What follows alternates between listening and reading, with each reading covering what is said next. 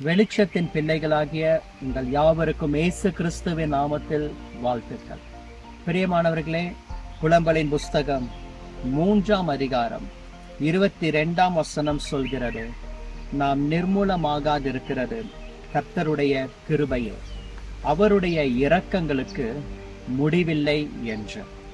இன்னும் ஏசாயா 54ஆம் அதிகாரம் 10ஆம் வசனத்திலே நாம் வாசிக்கிறோம், மலைகள் விலகினாலும் பர்வதங்கள் நிலை பெயர்ந்தாலும் என் கிருபை உன்னை விட்டு விலகாமலும் என் சமாதானத்தின் உடன்படிக்கை நிலை பெயராமலும் இருக்கும் என்று உன்மேல் மனதுருகுகிற கர்த்தர் சொல்லுகிறார். இது ஒரு மலை பிரதேசத்தில் இருக்கக்கூடிய ஒரு தேயிலை தோட்டம்.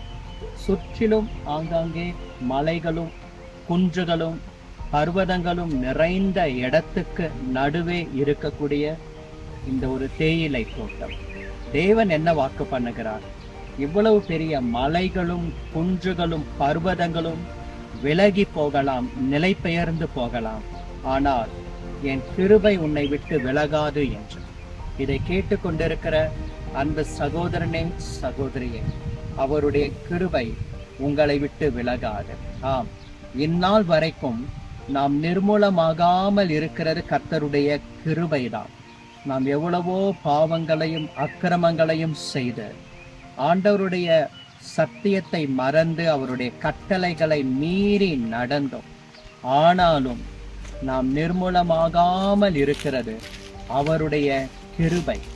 அந்த கிருபை இந்நாள் வரைக்கும் நம்மை தாங்கினது. இனி வருகிற காலங்களிலும் அந்த கிருபை நம்மை விட்டு விலகாது. நாம் நிர்மூலமாகாமல் இருக்கிறோம் என்றால் அவருடைய கிருபை. அதனாலே அந்த கிருபையை நாம் பற்றி கொள்ள கடவோம். அந்த கிருபையை நாம் வீணாக்க கூடாது. அந்த கிருபையை நாம் போக்கடிக்க கூடாது. அநேகருக்கு தேவன் கொடுத்திருக்கிற அந்த கிருபையை சிலர் பிரயோஜனப்படுத்திக் கொள்ளாமல் அதை போக்கடிக்கிறார்கள், அதை தவறாய் பயன்படுத்துகிறார்கள். தேவனுடைய கிருபை இருக்கிறது, அது விலகாது என்று போக்கடிக்கிறார்கள். ஆனால் நீங்களும் நானும் அப்படி இருக்கக்கூடாது. அவருடைய கிருபையை உணர்ந்து அவருடைய கிருபையை பற்றி கொண்டு விலகாத அந்த கிருபைக்காக ஆண்டவருக்கு நன்றி செலுத்தி, நிர்மூலமாகாமல் இருக்கிற அந்த கிருபைக்காக ஆண்டவருக்கு நாம் நன்றி செலுத்தி அவரை நாம் ஸ்தோத்தரிக்க கடமைப்பட்டு இருக்கிறோம். ஆம், கிருபையை பற்றி கொள்ளுங்கள். மலைகள் விலகலாம், பர்வதங்கள் நிலை பெயரலாம், கிருபை விலகாது. இந்த அழகான தேயிலை தோட்டத்துக்கு பின்பாக இருக்கக்கூடிய இந்த மலைகளும் பர்வதங்களும் அதற்கு சாட்சியாக கர்த்தர் வைத்திருக்கிறார்.